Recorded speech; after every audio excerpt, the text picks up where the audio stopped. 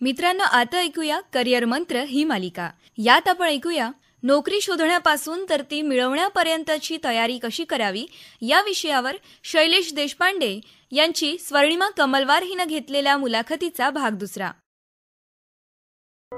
नमस्कार मित्रांनो, करिअर मंत्र या मालिकेच्या आजच्या भागात मी स्वर्णिमा आपल्या सगळ्यांचं मनापासून स्वागत करते. मित्रांनो, करिअर मंत्र या मालिकेच्या मागच्या भागात आपण नोकरी शोधण्यापासून ते मिळवण्यापर्यंत काय करायला पाहिजे या विषयावर शैलेश देशपांडे सरांशी बातचीत करत होतो. आजच्या भागातही आपण देशपांडे सरांसोबत याच विषयावर बातचीत करणार आहोत. सर, आपलं नागपूर आकाशवाणीच्या स्टुडिओत पुन्हा एकदा खूप खूप स्वागत. धन्यवाद.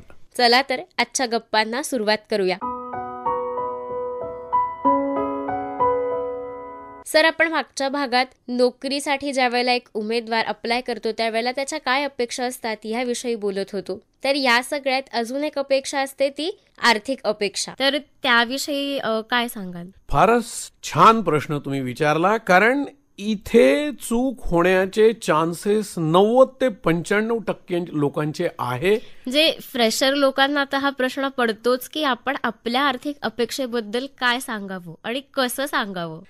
अगदी बरोबर. कारण असं आहे की प्रत्येकाची इच्छा असते की मला 1 लाख रुपये महिना पगार मिळावा आणि मी 5,000 10,000 सांगू नये. पण किती सांगावे? मग 15 सांगावे, 20 सांगावे, 25 सांगावे? म्हणजे नोकरी तर पाहिजे, पण असं व्हायला नको की मी चुकीची अपेक्षा सांगितल्यामुळे ती नोकरी हातून सुटून जावी. यावेळी जेव्हा आपण इंटरव्ह्यू देतो त्यावेळी आपण एक सर्च केला पाहिजे, थोडं होमवर्क केलं पाहिजे की या कंपनीमध्ये समजा मला एक सॉफ्टवेअर इंजिनियर किंवा एक बेसिक डाटा एंट्री ऑपरेटर म्हणून छोट्या सेटअप मध्ये नोकरी करायची आहे. जर त्या कंपनीची वेबसाईट आहे तर मी थोडी माहिती घेईल की ही कंपनी, यांचा टर्नओव्हर, यांचा व्यवसाय कसा आहे, किती मोठा आहे, आणि साधारणपणे या कंपनीमध्ये डाटा एंट्री ऑपरेटरला किंवा सॉफ्टवेअर इंजिनियरला किंवा फ्रेशरला काय पगार आहे आणि त्या पगाराचा अंदाज घेऊन आणि या पर्टिक्युलर पेशाला इतर ठिकाणी काय पैसा मिळतो याचा अंदाज जर मला आला आणि मला जर कळलं की साधारण 15,000 ते 20,000 रुपये या कामासाठी इंडस्ट्रीमध्ये दिले जातात, ही जर माहिती मला कळाली तर मी हे नक्कीच म्हणू शकतो की सर, माझी अपेक्षा 15,000 किंवा 20,000 आहे. हे सांगता येईल. एक हे महत्वाचं. दुसरा मुद्दा असा, जे मी 90 ते 95% लोकांबद्दल बोलतो आणि हे फक्त फ्रेशर उमेदवाराच्या बाबतीत नाही आहे. मी तुम्हाला सांगतो, अनेक लोक ही चूक करतात आणि मी इथे एक उदाहरण देऊ इच्छितो. आपण जेव्हा आपला मोबाईल घ्यायला जातो तेव्हा आपण पैसे केव्हा देतो? मोबाईल विकत घेतल्यानंतर. म्हणजे आपलं ठरतं की हा घ्यायचंय, मग आपण पैसे देतो. आपण सोनं विकत घ्यायला जातो तेव्हा पैसे केव्हा देतो? काय घ्यायचंय हे ठरल्यानंतर. बरोबर. या 2 उदाहरणावरून तुमच्या ध्यानात आलं असेल, जेव्हा ते लोक आपल्याला हायर करतात तेव्हा आधी त्यांना हे निश्चित करायचं असतं की त्यांना हवी असलेली व्यक्ती किंवा उमेदवार हाच आहे का. बरोबर. म्हणजे उमेदवाराच्या वतीने जर बोलायचं असेल तर तुम्ही तुमचं मेरिट सिद्ध केलं आणि तुम्हाला कळलं की आता मी माझं कर्तृत्व, माझं सर्व काही जे त्यांना पाहिजे ते माझ्या मुलाखतीतून, इंटरव्ह्यू मधून सिद्ध केलेलं आहे. त्यानंतर तुम्हाला काही बोलण्याची गरजच नाही. तेच तुम्हाला विचारतात तुमची पगाराची अपेक्षा काय आहे. या प्रश्नाची आपण वाट बघावी. अच्छा. कारण आपण, आपल्याला थोडीशी एक हे असते, चिंता असते, काळजी असते, गरज ही असते आणि त्या गरजेचा इतका दबाव असतो की आपल्याला जेव्हा फोन येतो, तुमचा रिझ्यूम सिलेक्ट झाला, अनेक लोक म्हणतात पगार किती देणार. पगार विचारण्याची ती वेळ नसते, चुकीची वेळ. करेक्ट. जोपर्यंत मी बाजारात, मला भाजी विकत घ्यायची आहे, मी पहिले पैसे देत नाही. बरोबर. मी भाजी बघतो आणि ती विकत 1 पाव अर्धा किलो घेतो आणि मग पैसे विचारतो. राईट. आपणही आपलं कौशल्य, आपला वेळ त्या कंपनीसाठी देतो आहे. पैशाचा मुद्दा सर्वात शेवटी असतो आणि त्याच वेळी तो जर आला तर योग्य पद्धतीने तुमचं सिलेक्शन होतं. बरोबर. ह्यात एक असं पण होतं की बरेचदा सगळी प्रोसेस होते आणि मग त्याच्यानंतर असं म्हटलं जातं समोरून की will get back to you. अगदी बरोबर. आणि मग मधला जो काळ असतो हो. तर तो उमेदवारासाठी फार असा धाकधुकीचा असतो की बरोबर. टेन्शन असतं की काय होईल कसं होईल. मग अशा परिस्थितीमध्ये त्या कॅन्डिडेटनी फॉलोअप घ्यायचा असेल तर कशा पद्धतीने घ्यायला पाहिजे? अगदी बरोबर. मी तुम्हाला एक गमतीचं उदाहरण देतो. हे असं आहे की कोणीतरी कोणाला प्रपोज केलं, तू माझ्याशी लग्न करशील का? आणि तो किंवा ती म्हणतो मला 1 आठवड्याचा वेळ पाहिजे. आणि मग त्यानंतर ती सगळी मनाची घालमेल सुरू होते. अगदी बरोबर. असं आहे, त्यांनी जर 1 आठवडा म्हटलं तर त्याच्यापूर्वी आपण विचारू नये. 1 आठवड्यानंतर जर त्यांचा ईमेल ॲड्रेस आहे तर नम्रपणे त्यांना ईमेल आपण पाठवावा की तुम्ही माझा इंटरव्ह्यू अगदी व्यवस्थित, त्यामध्ये सगळे रेफरन्सेस असायला हवे की 8 जानेवारीला तुम्ही माझा इंटरव्ह्यू घेतला, या पदासाठी घेतला आणि तुम्ही मला सांगितलं की आम्ही 1 आठवड्यात तुम्हाला रिझल्ट कळवू. आज 17 तारीख आहे म्हणून मी हे पत्र लिहितो आहे. रिझल्ट कळला तर बरे होईल. तुम्ही मराठीत लिहा, हिंदीत लिहा, इंग्रजीत लिहा, जी काही भाषा असेल त्या भाषेत लिहा. त्यांनी जर 1 आठवडा म्हटलं, आपण एक काम नक्की करू शकतो. जेव्हा आपला इंटरव्ह्यू संपेल तेव्हा हा प्रश्न आपण त्यांना विचारू शकतो. आणि असं विचारण्यामध्ये नुकसान नाही. कित्येक कॅन्डिडेटला असं वाटतं की असं विचारल्यामुळे आपली गरज दिसेल आणि ते आपला भाव कमी करतील. असं काहीच नसतं. आपण नम्रपणे विचारू शकतो की सर, इंटरव्ह्यू बद्दल कॅन्डिडेट सिलेक्शनचं फायनल साधारणपणे मला केव्हा कळेल? हा अगदी नम्र आणि योग्य प्रश्न आहे. बरोबर. आणि हा विचारण्याचा आपला अधिकार आहे. करेक्ट. हे आपण नक्कीच विचारू शकतो. आणि त्यांनी जर म्हटलं की 3 दिवसांनी, 4 दिवसांनी आणि 5 दिवसांनी आम्ही काहीतरी सांगणार आहे, तेवढे दिवस बोलू नये. त्यानंतर एखादा ईमेल किंवा HR चा तुमच्याजवळ कॉन्टॅक्ट नंबर आहे, SMS किंवा व्हॉट्सअप, आणि 1-2 दिवस थांबून मग एखादा फोन कॉल. पण हे सगळं 1 किंवा 2 किंवा जास्तीत जास्त 3 अटेम्प्ट मध्ये संपायला पाहिजे. कारण आजकाल ही एक समस्या आहे HR लोकांसाठी पण, की कॅन्डिडेटचे इतक्या वेळा फोन येतात की ते फोन उचलणं बंद करतात. आणि दुर्दैवाने काही कॅन्डिडेट अवेळी किंवा जी चुकीची वेळ आहे, जी व्यावसायिक वेळ नाही. मी रात्री 10 वाजता कोणाला फोन करून विचारील की मॅडम तुम्ही आमचा इंटरव्ह्यू घेतला होता, ती योग्य वेळ नाही आहे. 1 किंवा 2 वेळा प्रयत्न करावे. आणि हे तसंच आहे मॅडम, जर कोणीतरी कोणाला प्रपोज केलं आणि 1 आठवड्यानंतरही काही उत्तर आलं नाही तर जे समजायचं आहे ते आपण समजावं आणि आपलं पुढील मार्गक्रमण जे आहे त्यावर आपण तयारी सुरू करावी. करेक्ट.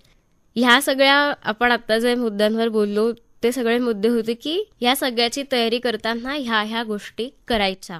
पण मला आता हा प्रश्न विचारायचा की हे तर काय करायचं हे झालं, पण असं काय आहे की जे कॅन्डिडेट्सनी अजिबातच करू नये? अगदी बरोबर.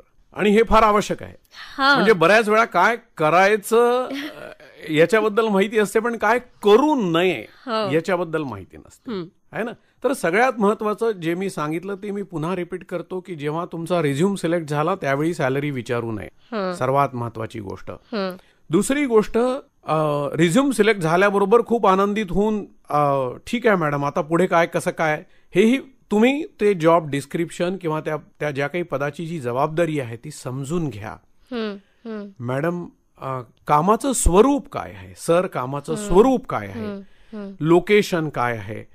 आणि एक गोष्ट जी अनेक वेळा विचारल्या जात नाही आणि जी स्वाभाविकपणे विचारल्या जाऊ शकते की मॅडम किंवा सर या व्हॅकन्सीसाठी कंपनीचं बजेट काय आहे. आपण पण एक व्यावसायिक आहे. ते जेव्हा आपल्याला हे विचारतात की तुम्ही नोकरीसाठी तयार आहात का, अगदी स्वाभिमानाने आपण विचारायला पाहिजे. आपण फ्रेशर आहो, मॅडम या नोकरीचं बजेट काय आहे.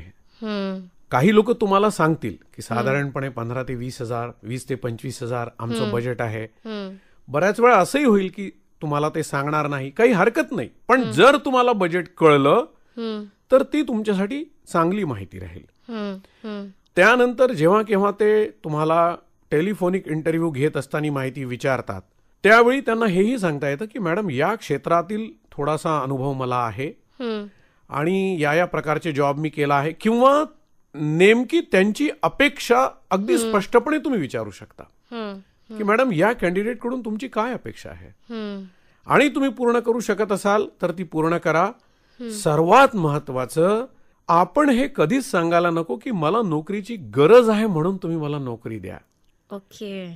कारण समोरचा व्यावसायिक आहे, हम्म. तो कोणी समाजसेवक किंवा दयावान किंवा तुमच्यावर कृपा करणारा भगवंत ईश्वर नाही. नाही. करेक्ट. त्याला त्याच्या व्यवसायासाठी 2 किंवा 4 किंवा 10 उमेदवारांची गरज आहे. व्यवसाय वाढीसाठी गरज आहे. तुमच्यात जर ते कौशल्य असेल तर तुम्ही नक्कीच सिलेक्ट व्हाल. आणि त्याचं बजेट भलेही 25,000 आहे किंवा 50,000 आहे, तुम्ही त्यावेळी 70 जरी मागितले तरी तो देईल, कारण तुमच्यात ते कौशल्य त्यांनी पाहिलेलं आहे. करेक्ट. करेक्ट. तर ह्या गोष्टीचं भान आपण ठेवायला पाहिजे. सर्वात महत्वाचं मी पुन्हा भर देईल, 1 लाखापैकी 9,99,999 लोक एकच रिझ्यूम सर्व जॉबसाठी पाठवतात. कारण आपल्याला नोकरीची खूप गरज असते. आणि प्लॅटफॉर्मवर आपण फक्त ते जे चेकबॉक्स असतात त्याच्यावर टिक टिक टिक करतो आणि सगळ्यात खाली सेंड बटन करतो. आपल्याला हे समाधान मिळतं की मी आज 25 जागी अप्लाय केलं. पण ध्यानात घ्या, तुमचा रिझ्यूम त्याच तुम्ही जर त्या जॉब डिस्क्रिप्शनची गरज काय आहे हे ओळखून किमान फक्त 10 ठिकाणी जरी रिझ्यूम पाठवले तरी तुमचा रिझ्यूम सिलेक्ट होऊ शकतो. ओके. म्हणजे तुम्ही 500 ठिकाणी अप्लाय करू शकता एक रिझ्यूम, आणि कदाचित तुम्हाला 5 रिस्पॉन्सेस येतील. आणि जॉब ओळखून तो रिझ्यूम तयार करून तो तुम्ही पाठवा. तुम्ही 25 ठिकाणी पाठवा, तुम्हाला 10 रिस्पॉन्सेस येतील. हा आमचा अनुभव आहे. ह्या गोष्टींची काळजी घेतली पाहिजे. आणि सर्वात महत्वाचं, जो प्रश्न तुम्ही विचारला, सर्वात शेवटीच पैशाबद्दल बोलायला पाहिजे, आधी नको. एक प्रश्न हा पण विचारला जाऊ शकतो, तुम्ही कोणताही आकडा सांगितला, तुम्ही 10 लाख जरी सांगितले, 20 लाख जरी सांगितले तरी ते म्हणतील 20 लाख का, किंवा 2 लाख का, 1.5 का नाही, किंवा 4 का नाही. त्यावेळी तुमचा अभ्यास झालेला पाहिजे की साधारणपणे या प्रकारच्या कामाला भारतामध्ये एवढा पैसा मिळतो. त्याच्या खाली तुम्ही जायला नको, कारण एक सामान्य धारणा अशी आहे की ज्या कामासाठी 20,000 रुपये दिले जातात त्याचे जर तुम्ही 10 मागितले तर तुमच्यामध्ये काहीतरी समस्या आहे का, असा प्रश्न मुलाखतकर्त्याच्या डोक्यामध्ये निर्माण होतो. करेक्ट. त्यामुळे त्या कामाचे जर 20 लाख रुपये घेतले जातात किंवा 2 घेतले जातात तर तुम्ही ते सांगितले पाहिजे. आणि जर तुम्ही आणखी काही देऊ शकला तर त्याबद्दलही तुम्ही का जास्ती घेता आहात. त्यांनी जर तुम्हाला विचारलं की या कामाचे 20,000 दिल्या जातात, तुम्ही 30 का म्हणता आहात, कारण मी हेही करू शकतो, आणखी काही गोष्टी करू शकतो, हे जस्टिफिकेशन तुम्ही दिलेलं पाहिजे. या पद्धतीने जर आपल्या उमेदवारांनी प्रयत्न केले तर मी तुम्हाला सांगतो मॅडम की इथे अनेक लोकांना चांगले काम करणारे व्यक्ती पाहिजे आहे, आणि ज्यांची काम करण्याची इच्छा आहे त्यांना नोकरीची संधी पाहिजे आहे. हा मेल मिलाप साधता येईल आणि करता येईल. तर अशा पद्धतीने आपल्याला दोन्ही मधला दुवा जोडता येईल एकंदरीत, असं आपण म्हणूया. नक्की. तर सर, थँक्यू सो मच. आपण वेळात वेळ काढून आलात आणि आपल्या श्रोत्यांना, आपल्या युवा मित्रमैत्रिणींना या इतक्या महत्वाच्या विषयावर मौल्यवान मार्गदर्शन केलं, त्याबद्दल नागपूर आकाशवाणीतर्फे मी आपली खूप खूप आभारी आहे. धन्यवाद. धन्यवाद. मी पण आभारी आहे. नागपूर आकाशवाणीने ही संधी मला दिली आणि या युवकांबरोबर, युवतींबरोबर या माध्यमातून मला जुळता आलं, याबद्दल मी आभारी आहे. नक्कीच. खूप खूप धन्यवाद सर. चला तर मग मित्रांनो, पुन्हा भेटूयात करिअर मंत्र या मालिकेच्या पुढच्या भागात नवीन व्यक्तीसह आणि नवीन विषयासह. तोपर्यंत स्वर्णिमाचा नमस्कार. मित्रांनो, आताच आपण करिअर मंत्र या मालिकेत नोकरी शोधण्यापासून तर ती मिळवण्यापर्यंतची तयारी कशी करावी या विषयावर शैलेश देशपांडे यांची आपली मैत्रीण स्वर्णिमा कमलवार हिनं घेतलेल्या मुलाखतीचा दुसरा भाग ऐकलात. मित्रांनो, आता वेळ झाली आहे आपली रजा घेण्याची. आजच्या युववाणी कार्यक्रमाचे संयोजक होते डॉक्टर विजय सिंग राजपूत. मग पुन्हा आपण भेटूयाच संध्याकाळी ठीक 5:30 आपल्या आवडत्या युववाणी कार्यक्रमात. तोपर्यंत आजच्या युववाणी कार्यक्रमातून तुमची सखी संपदाला द्या रजा. नमस्कार.